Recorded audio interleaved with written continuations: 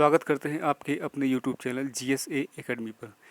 तो जैसा कि आप जानते हैं कि हम प्रत्येक दिन या हर दूसरे दिन क्या कर रहे हैं कि साइंस का जो 10 इम्पॉर्टेंट क्वेश्चन है उसको लगातार हम हल करते हुए चल रहे हैं। तो इसी कड़ी को हम आगे बढ़ाते हुए आज जो है बायोलॉजी का पार्ट 2 आपके साथ समक्ष लेकर आए हैं, जिसमें 10 इम्पॉर्टेंट क्वेश्चन है उसको ब्रांचिंग मेथड से हम सॉल्व करेंगे। और हम आपको कहना चाहते हैं, अगर कोई भी दिक्कत या कोई भी समस्या होती है तो आप कमेंट बॉक्स में कमेंट ज़रूर करिएगा।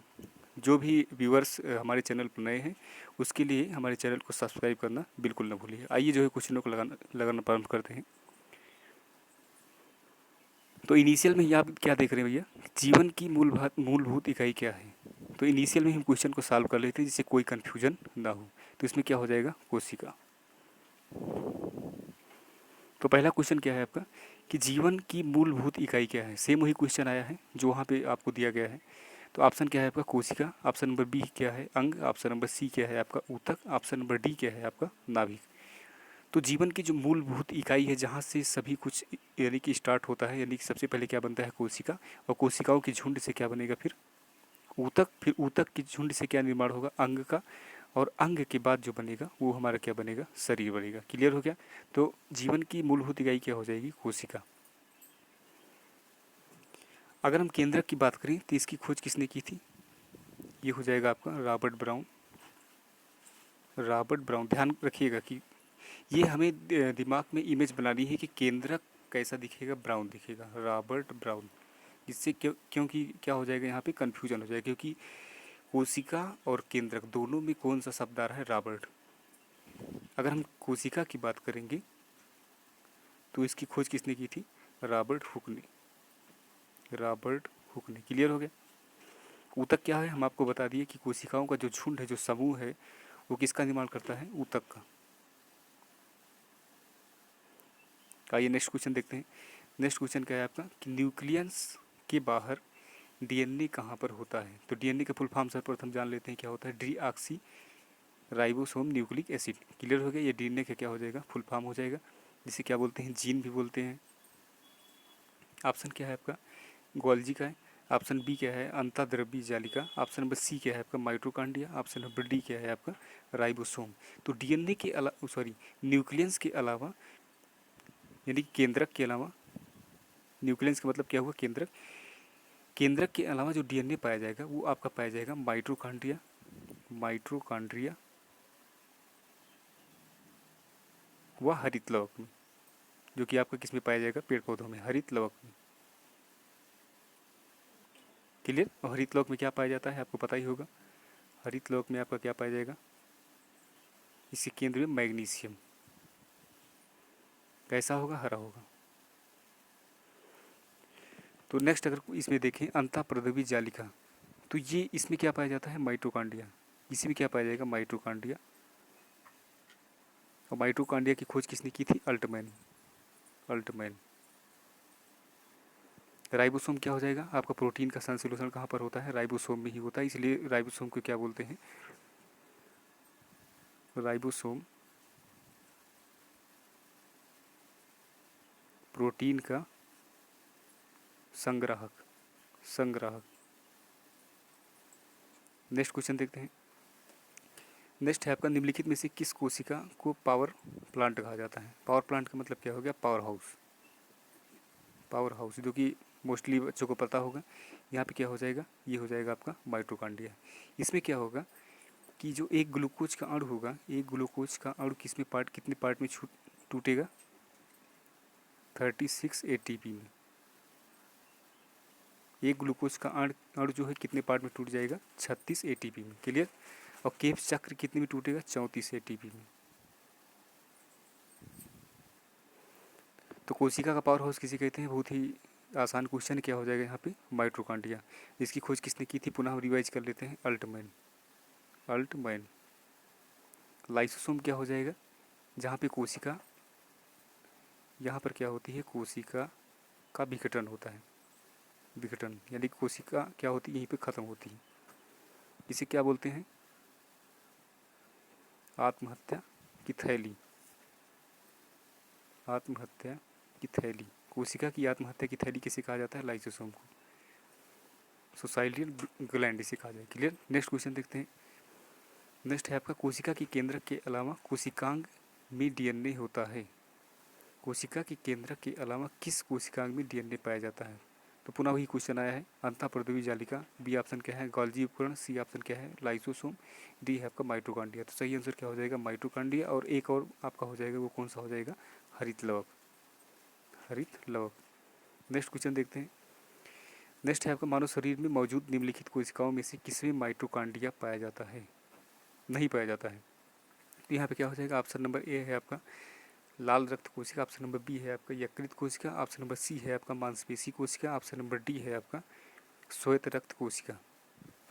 तो यहाँ पे क्या हो जाएगा आरबीसी। आरबीसी में क्या नहीं पाया जाएगा माइटोकॉन्ड्रिया। क्यों नहीं पाया जाएगा? क्योंकि इसमें केंद्रक का क्या होगा अभाव होगा। लेकिन अपवाद क्या होगा इसमें ऊँट, ऊँट में क्या पाया जाएगा आरबीसी, लेकिन उसके आरबीसी में क्या पाया जाता है केंद्रक ऊँट।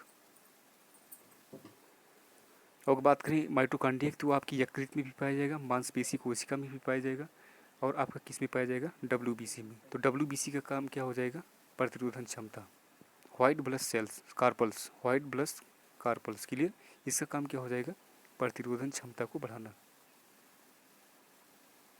3 से 6 दिन क्या होगा इसका जीवन काल होता है, 3 से 6 दिन क्लियर। कैसी होती है ये आपकी वाइट होती है।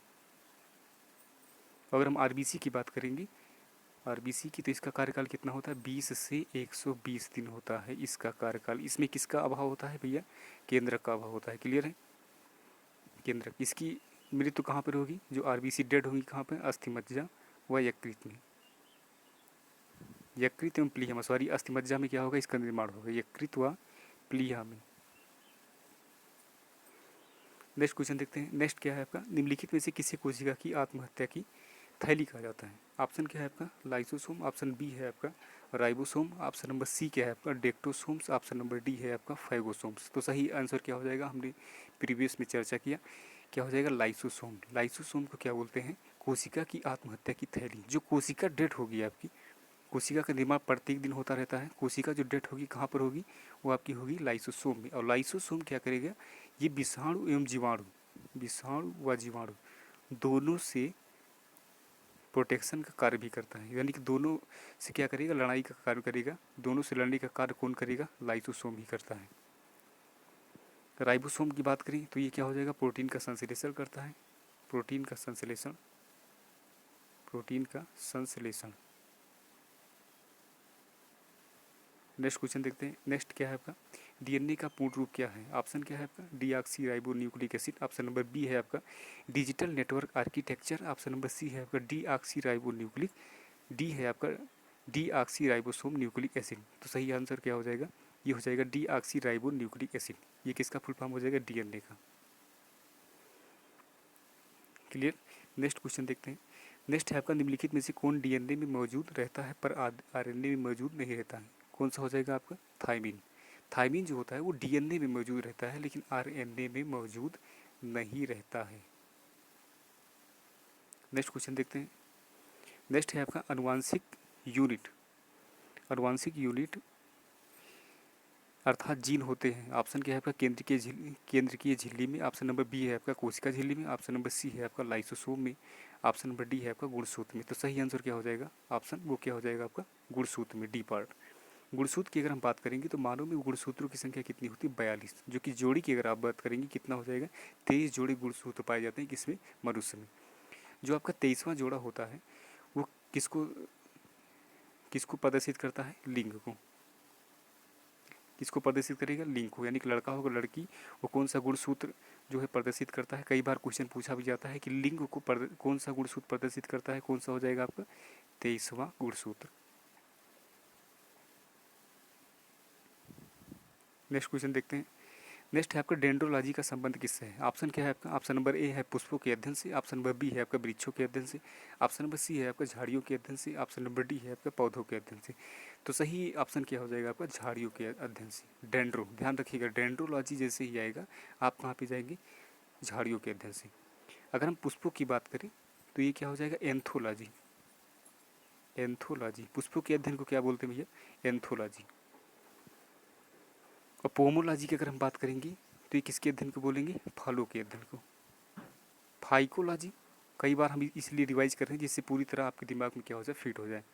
फाइकोलॉजी की अगर हम बात करेंगे तो ये किसके अध्ययन को बोलते हैं, शैवाल की, शैवालों के अध्ययन को क्या बोलते हैं, फाइकोलॉजी। उसके बाद कवक के अध्ययन को क्या बोलते हैं भैया, माइकोलॉजी, माइकोलॉजी। क्लियर हो गया। नेक्स्ट क्वेश्चन देखते हैं। तो टोटल 10 ही क्वेश्चन थे और उसमें लिखा भी है 10 तक। इसका मतलब क्या हो गया, टोटल 10 क्वेश्चन तक हम ब्रांचिंग मेथड से सॉल्व करेंगे। तो अगर आपको हमारा वीडियो अच्छा लगा हो तो इसके लिए हमारे चैनल को लाइक शेयर और सब्सक्राइब करना बिल्कुल ना भूलिए। धन्यवाद।